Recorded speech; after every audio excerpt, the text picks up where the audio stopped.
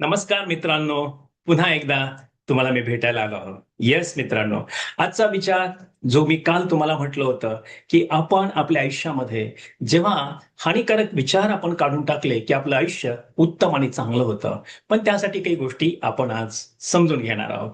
हो, अर्थात. मला सांगा किती वेळा तुम्ही रागाच्या भरामध्ये विचार न करता लोकांना तुम्ही वार्ता केली आहे, लोकांशी तुम्ही संवाद साधलाय. तर मित्रांनो, ते जे काही गोष्टी केल्यात, तर त्याचा परिणामही तुम्ही आणि मी भोगलाय. हो की नाही? मग आपण जर रिएक्शन दिल्या, तर त्याच्या अभिव action, reaction equal but opposite न्यूटनचा थर्ड लॉ.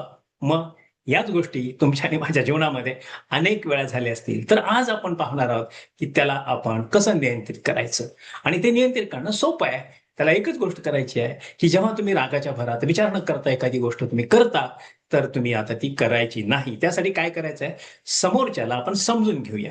समोरच्याच्या भावना आपण समजून घेऊया आणि त्या भावना समजून घेतल्या, की आपोआपच आपण त्याला रिस्पॉन्स देऊया. म्हणजे त्याला आदरपूर्वक त्याला आपण समजून घेऊन त्या गोष्टी आपण त्याला समजून सांगू शकतो आणि त्या पद्धतीने तो म्हणेल, "येस, आय अंडरस्टँड."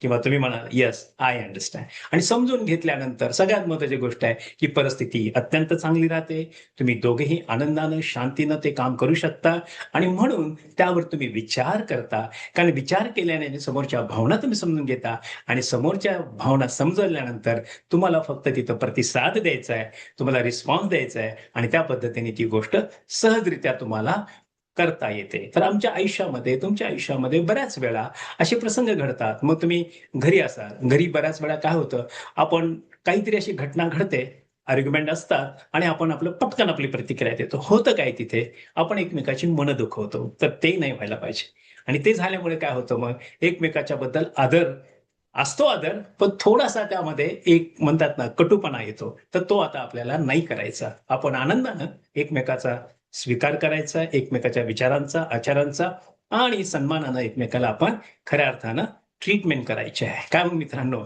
करू शकता ना? सोपं आहे ना?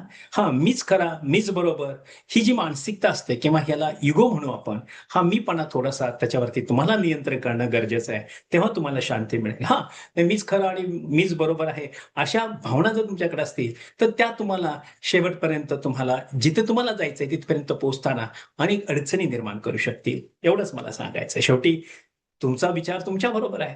मला काय आज तुम्हाला शेअर करायचं आहे, की तुम्ही त्याच्यावर नियंत्रण कसं करू शकता? तेव्हा तुम्ही नियंत्रण करण्यासाठी तुम्हाला प्रतिसाद देणं शिकलं पाहिजे. त्यातही समोरच्याला समजून घेतलं पाहिजे. वादातून आपण संवादाकडे गेलं पाहिजे आणि बऱ्याच वेळा आपण ट्रॅफिकमध्ये असतो. पहा ना, ट्रॅफिकमध्ये अशा किती घटना घडतात. सगळे लोकं आपल्याला नुसते हॉर्न वाजवतात. अरे हॉर्न वाजवून काय होणार आहे का? चिड करून काय होणार आहे का? काहीच होणार नाही. म्हणून शांत राहा आणि खोल श्वास घेऊन बसा. एक ब्रीथ करा, लाँग ब्रीथ करा. सी तुम्हाला अत्यंत शांती मिळेल. कारण तणावापासून आपण भावनिक नियंत्रणाकडे जायला पाहिजे आणि जाणं आपल्याला गरजेचं असतं आणि तिथे तो आपण प्रतिसाद देतो. रिएक्ट नाही होत हॉर्न वाजवून, राइट? अशा किती वेळा झाल्यात गोष्टी. आता इथून पुढे तुम्ही करणार नाही. मीही करणार नाही. कारण का? We have to wait. We have to watch what is happening. ते कळलं पाहिजे आपल्याला. म्हणून आपण कामात कधी-कधी उशीर होतो. कधी-कधी आपल्याला यश येतं. म्हणून तिथं कधीही असं नाही म्हणायचं, की "अरे, मला हे जमत नाही." अरे, ते समजून घ्या. समजून सांगणारी लोकं आहेत आसपास, त्यांच्याकडून समजून घ्या आणि तुम्ही काय करा, त्यामध्ये आपल्याला वेगळं काही करता येतं का? चांगलं काही करता येतं का? पण जे आदेशाप्रमाणे असतं, ते आदेश पाळायचे असतात. जे तुम्हाला काही नवीन करायला सांगितलं असेल, तर त्याच्यामध्ये तुम्हाला नवीन करण्याची संधी असते. तिथं तुम्ही ते ॲड करायचं असतं. म्हणजेच नकारात्मकतेकडून तुम्ही खऱ्या अर्थानं तुम्हाला समस्या सोडवण्याच्या तंत्राकडे जावं लागतं आणि मग तिथे तुम्हाला आनंद मिळतो. म्हणून कधीही निगेटिव्ह थिंकिंगमध्ये कधीही जाऊ नका. निगेटिव्ह कमेंट्स कधी कोणाबद्दल करू नका. कारण ते फिरून तुमच्याकडेच येतं. कारण शेवटी हे बुमरँग आहे. जे पेराल तेच उगवणार आहे. अत्यंत सत्य आहे. मग कशाला आपण विनाकारण चुकीच्या गोष्टी पेरायच्या आहेत? तेव्हा लक्षात घ्या, आपल्याला दुःखातून खऱ्या अर्थानं बाहेर यायचं आहे, आनंद घ्यायचा आहे. तेव्हा एखाद्याला आपण दुखवून, एखाद्याची भावना दुखवून आपल्याला काय मिळणार आहे? आपल्याला काही मिळणार नाही. त्यामुळे आपण तिथे खऱ्या अर्थाने त्याला उपयोगी कसं राहू, त्याला आपण कसा सपोर्ट करू, याच भावना तुमच्या आणि माझ्या असतील, तर मला सांगा, तुम्ही तुमच्या भावनिक शांततेमध्ये किती आनंद पावाल आणि तर्कसंगतीकडे तुम्ही जाऊन खऱ्या अर्थाने चांगले विचार कराल आणि तुम्ही एक चांगला प्रतिसाद द्याल. मग तुम्ही खऱ्या अर्थाने एक रिस्पॉन्सिबल पर्सन पण व्हाल. मग काय मित्रांनो, आज तुम्ही आणि मी तो विचार करू शकतो की नाही? आपण आनंदाने राहू शकतो, आपण चांगले विचार करू शकतो आणि म्हणून नेहमी विचार करताना एखादी क्रिया देत असताना तुम्ही थोडंसं थांबा, विचार करा. मी विचार करतो तो बरोबर आहे का? मी आता जे काही प्रतिक्रिया देणार आहे ती योग्य आहे का? आणि त्यानंतर तुम्ही ते कार्य करा. बऱ्याच वेळा तुम्हाला ट्रिगर्स मिळतात. त्या ट्रिगर्स आहेत, तर मग ते राग आहे, भीती आहे, गैरसमज आहे, तर तुम्हाला त्या ट्रिगरवरती नियंत्रण करता आलं पाहिजे आणि ते विचार केल्यावरतीच तुम्हाला करता येतं, अदरवाईज ते करता येत नाही.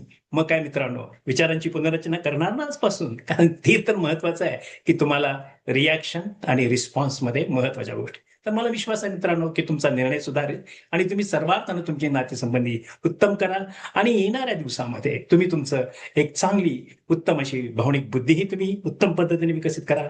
मला विश्वास आहे की आजचा व्हिडिओ हा तुम्हाला आवडेल. नव्हे तर आवडला असणार आहे. चला तर आपण नवीन व्हिडिओला भेटूया. जर काही प्रश्न असतील तर 7768981355 ला मला कॉन्टॅक्ट करा.